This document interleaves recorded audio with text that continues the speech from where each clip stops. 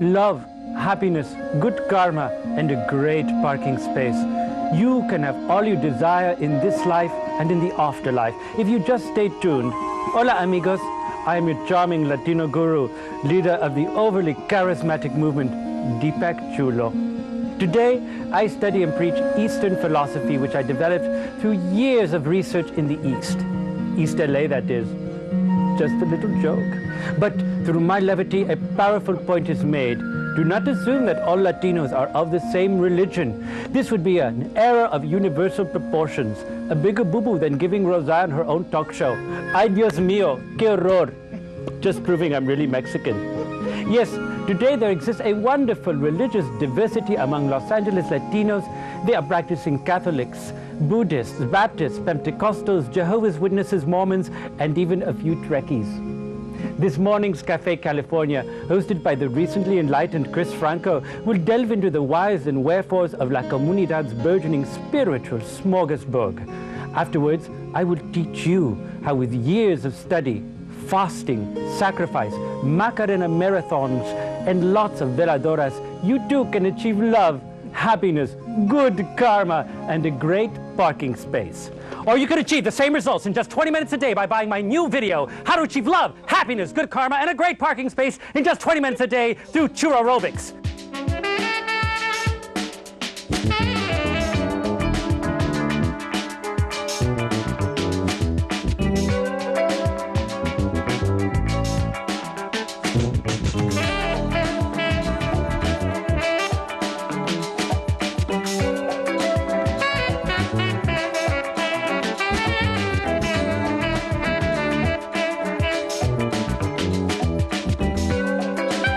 Watching Cafe California, which fulfills your every secular Sunday obligation.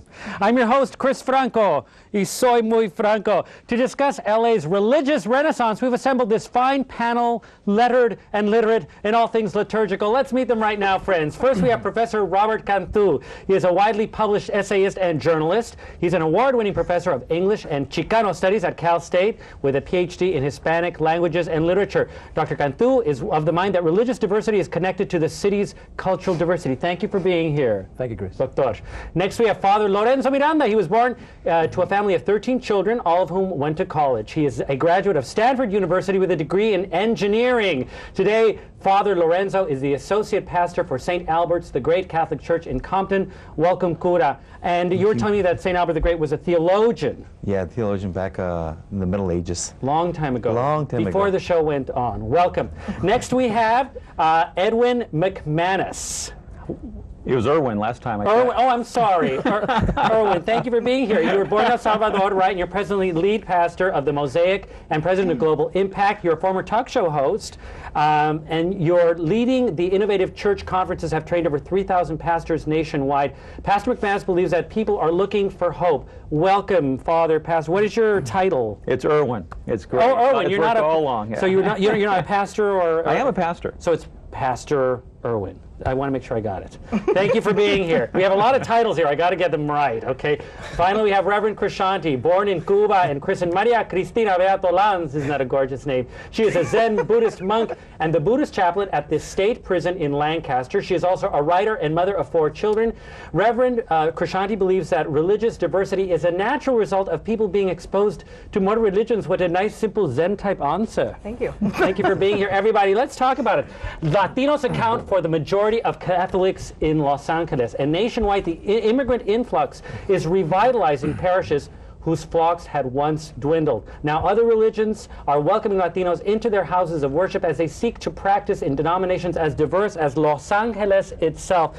Thank you, everybody. Welcome for being here. Hi, Chris. What do you think is causing this renaissance that we're having here in Los Angeles? I was talking to some friends that say, it's the millennium, man. It's the millennium. Father, how large is your parish? How many Latinos? Our parish is it's around 5,000 families, 4,000 to 5,000 families. And how many immigrants? And I'm going to address this to all of you. How many are the new immigrants? First of all, my parish is 35% African American and 65% Latino. Because you're in Compton. Yeah, so it's a very interesting parish in that sense because you have the blacks and the Hispanics coming together.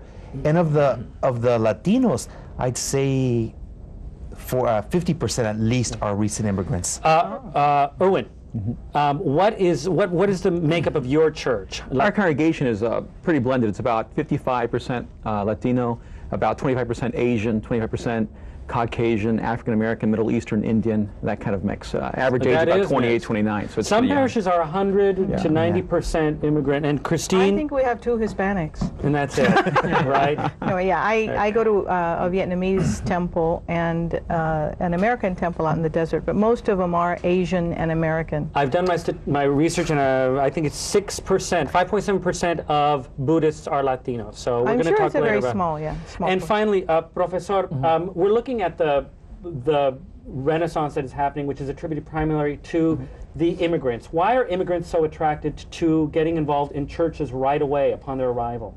Well, historically, metropolitan centers have always been the site for exposure to other ways of life, other ways of believing in a divinity. So that is one. On the other hand, people come to this country and to Los Angeles from a very deeply rooted religious faith. And what happens in a city such as ours, which is highly rational, I think they will gravitate towards a church, not necessarily their own. They're looking for something new sometimes. So, Right.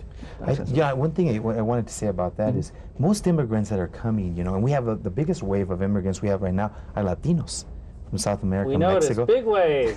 We're surfing that big wave, this show. And most of the immigrants that are coming here are immigrants that are coming here because they have needs.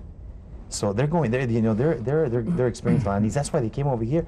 So I think they suffer a lot when they get here, and they're looking for answers. They're looking for deeper answers to what they're going through. Yeah. And I find that very powerfully, because you find immigrants that come from Latin Americans that, for example, are Catholics, that have a spiritual awakening here.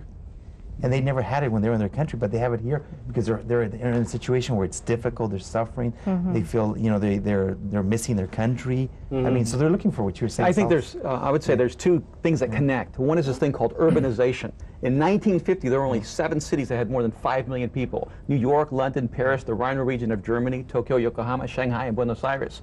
Now we're moving to about 100 cities with more than 5 million people. And some cities, like Mexico City, have 20 million people. In Tokyo, 20 million people plus. And so you have this massive movement towards cities. At the same time, communities disintegrate while they move toward urbanization. And when you live in the country, when you live on the farm, when you live in the village, communities are natural affinities. When you move to the city, you have this whole new pluralism. You're full of strangers. You're packed in millions. You don't know anyone. I think And it's hard to find a good parking space. That's right. Which is why we turn to other means. Yes. Churches are a place where people can find already established communities and feel they can I know belong. when we came to this country, we went to St. Cecilia's Catholic Church, and right now, statistically, half of all the Catholic school-age children are Latinos. So more Latinos, than that, I think. more than half, more than that. Well, in the Archdiocese of Los Angeles, you have several million Catholics, and I'd say 65% are Latinos, and a vast number of them are immigrants. So they're coming into a church that's been structured in a different way. Now we have to address how we're going to, meet the needs of all these people. Absolutely. We'll be back with more Café California and religious diversity when we get back. I want to talk about reverse missionaries, which is what is happening.